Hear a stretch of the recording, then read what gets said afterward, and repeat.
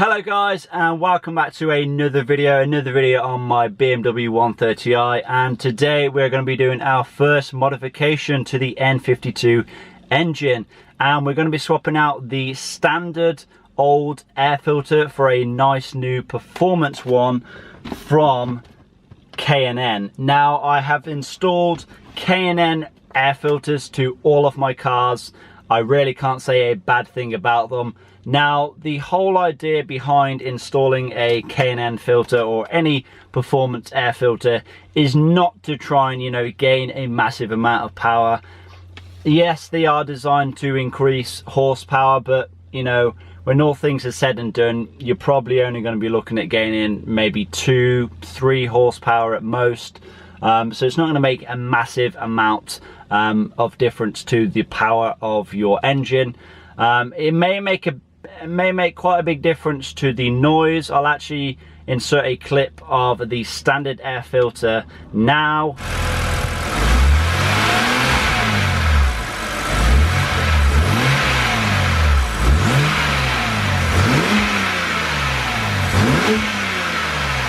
And what we'll actually do is, once we have installed the K&N performance air filter, we'll actually do a side-by-side comparison just to see if there is any difference to the induction noise. And if I gain some more induction noise, or if I gain 2 or 3 extra horsepower, that'd be great. But the main reason why I choose to install K&N air filters is because they simply last forever. Because the way that they are designed, because the materials that they are made of, you can simply just wash them when they get dirty, re-oil them, and then reinstall them. Now, they are going to cost 2 or 3 times the price of a regular air filter, but if you are going to keep your car for a long amount of time, then it does make sense to buy one. Now then, when it comes to the N52 engine, there is actually 2 different variants for the air filter. So you may have the flat panel filter, which slides down in the middle of your airbox, or you may actually have the cone style filter, which I actually have on mine. So I'm actually going to unbox this real quick and just show you what it looks like. This is what it looks like. It is quite a big thing, so I'm sure you'll get lots of airflow through that. I was actually surprised at how big it is. It's almost the same size as my head. But yeah, this is what it looks like. Obviously, brand new. I'll actually take it out of its packaging as well. As you can see, it's got the K&N logo on there. It's got a few small logos as well, and it says it's made in the USA. Is that upside down? I think it is. There you go, made in the USA. So it's obviously not some cheap Chinese knockoff. But yeah, I think all we need to do now is get outside, pop the bonnet, and get this thing installed. So I'm pretty excited, actually. Okay then, so first thing is first, we need to remove the top of the airbox, and it's just held in by 1, 2, 3, 4, 5, 6, 7 T25 screws. So we just need to remove them first.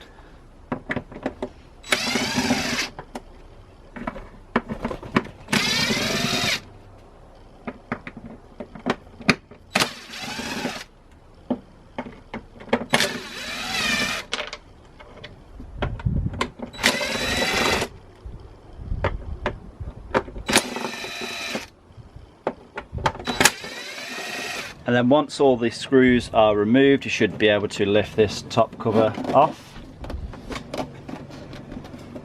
You need to prise it out of there. There you go, it's a cover off. And now if we take a close look into the airbox, it's pretty clear to see that it's very dirty in here. This obviously hasn't been changed for a good few years. But I think I will actually be giving this airbox a good clean out once I have the old air filter out. I just need to figure out how that comes out of there. Don't obviously want to break anything, but yeah, definitely needs changing. This is filthy. Okay then, so I'll try and show you as best as possible how this air filter comes out. So there is actually 2 tabs that you can squeeze in on the side. You need to squeeze them in and then pull the air filter to the front of the car. So if you squeeze them in and then give it a tug, there you go, it should snap out, and there you go, that's the filter removed. So as you see on here, these are the tabs that you need to squeeze together. It's also held in by this little notch on there, that's where you need to pull it forward. But yeah, just squeeze them in, pull it towards you, and it should pop out then. That's what the other end looks like. Do we have a date on this? It looks like 21st of January 2016. Yep, at least 4 years old then. This is a Marley one, which is good. But yeah, this is ready for the bin now. Okay, so if we take a look inside at just how dirty this airbox is, you know, there's leaves and whatever else in here. I think it's actually just going to be easier just to remove the airbox itself, because I'm not going to be able to get in all these grooves to wipe it out. I think if I remove it and then just give it a pressure wash, that'll probably be the best thing, to be honest. I think it's just these two bolts that need to be removed, and then just disconnect it from the elbow inlet pipe there. Then that'll probably be the easiest thing. Okay, first thing I'm going to do is disconnect the MAF sensor, which is just a case of pulling that plug out, and then I'm going to undo the Jubilee clip, which holds the pipe to the air filter box. There we go, should be loose now. Now I've just got to remove these 10mm bolts.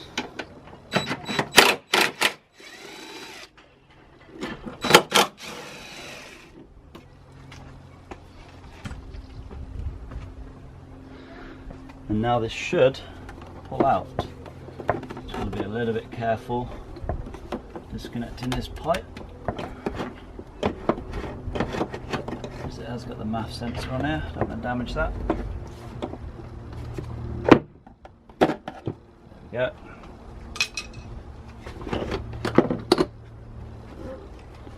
That's the airbox removed with the MAF sensor. We can give this a good clean out now.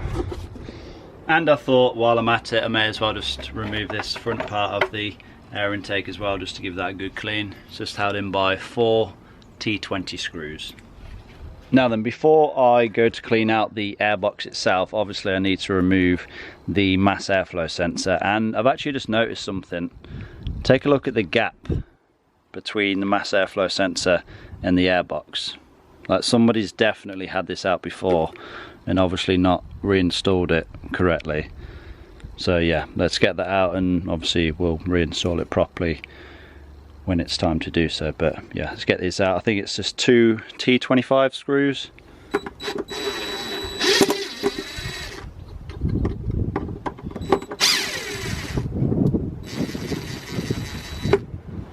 should just whip it out. There we go. That's the mass airflow sensor out. So all I'm doing now is just spraying a degreaser, just to break down the dust and the dirt that's sitting inside. And now we just rinse off.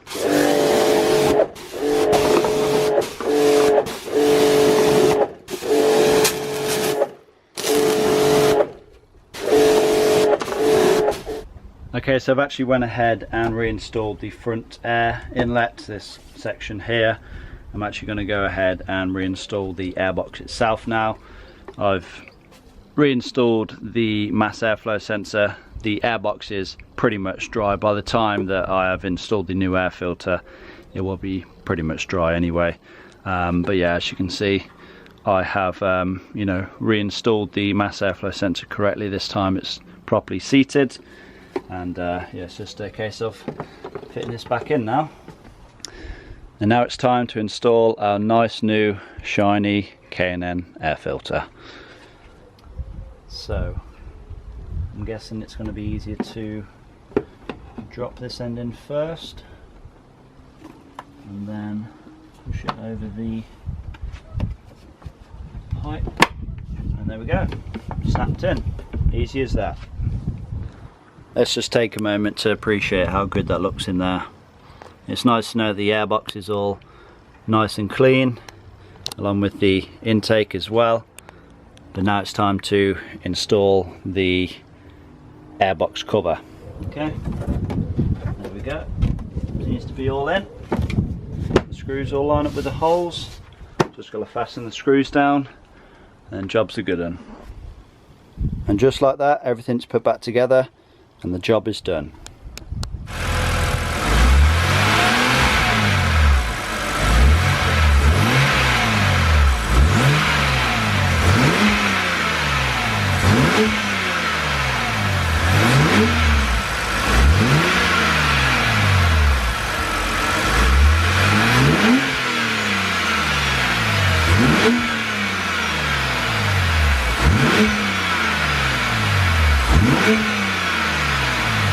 Okay then, so that is another job done on this N52 engine, and as you heard, there is actually a slight increase in the induction noise. I think it does sound a little bit better now, but I think what I need to do is go take it for a test drive and see if I notice any difference while out on the road, both with the induction noise and to see if there's any power increase, of course.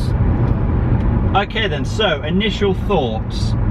I mean, it's kind of hard to tell because we are obviously going to be talking about a very minor difference. You know, at the end of the day, we've only just changed out the air filter. It's not as if we've, you know, added a turbo on or anything, but I don't know, maybe it feels a little bit more responsive. Could just be placebo, but it kind of does feel like there's power there quicker, if that makes sense. So as soon as I plant my foot on the accelerator, it comes on quicker. I'll do a little pull in second gear and we'll see if there's anything extra at the top end.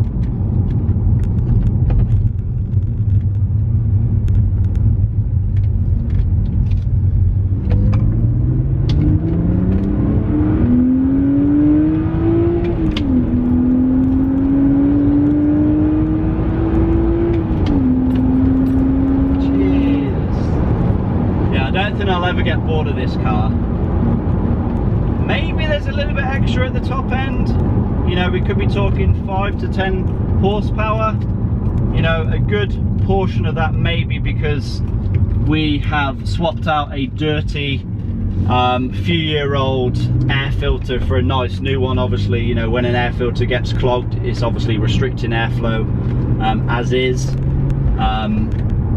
But couple that with fitting a freer flowing K&N air filter, yeah, we might have gained, you know, 5 to 10 horsepower. But yeah, it's obviously, you know, not the same as you know, turbocharging your car or anything. So don't go thinking that you're gonna get crazy gains from a from just swapping out your air filter. But yeah, it's definitely a modification worth doing, and I think there may be a little bit more induction noise. Let's have the window down. I hope it's not going to be too windy.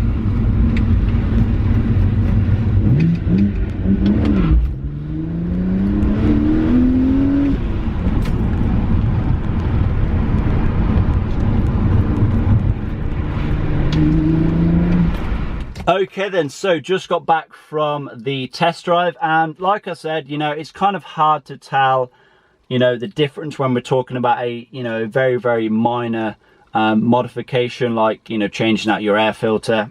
If there's, you know, a big increase when you swap out your old air filter, it's more than likely because your previous air filter was, in fact, you know, just very dirty. Obviously mine was, you know, pretty dirty. You know, the more dirty your air filter is, the more restrictive it's going to be. So like I said, you know, putting in a new fresh air filter is going to make the world of difference. But yeah, you know, if we've made any more power, that's all good. You know, we have a little bit more induction noise and we have an air filter that lasts forever. All we need to do is give it a clean, give it a re-oil, and then we're good to go. If you are interested in buying your own K&N air filter for your N52 engine, I will leave the links down below. Like I said, there is two kinds. You do need to make sure which kind your engine takes. So there is the flat panel air filter, and then there is the round cone style air filter, which I installed today. So yeah, there will be links down below where you can go and purchase them. But yeah, with that being said, I hope you guys have enjoyed this video. Please give it a like if you have, leave a comment down below, subscribe if you have not already done so, and I will see you all in that next one. Peace!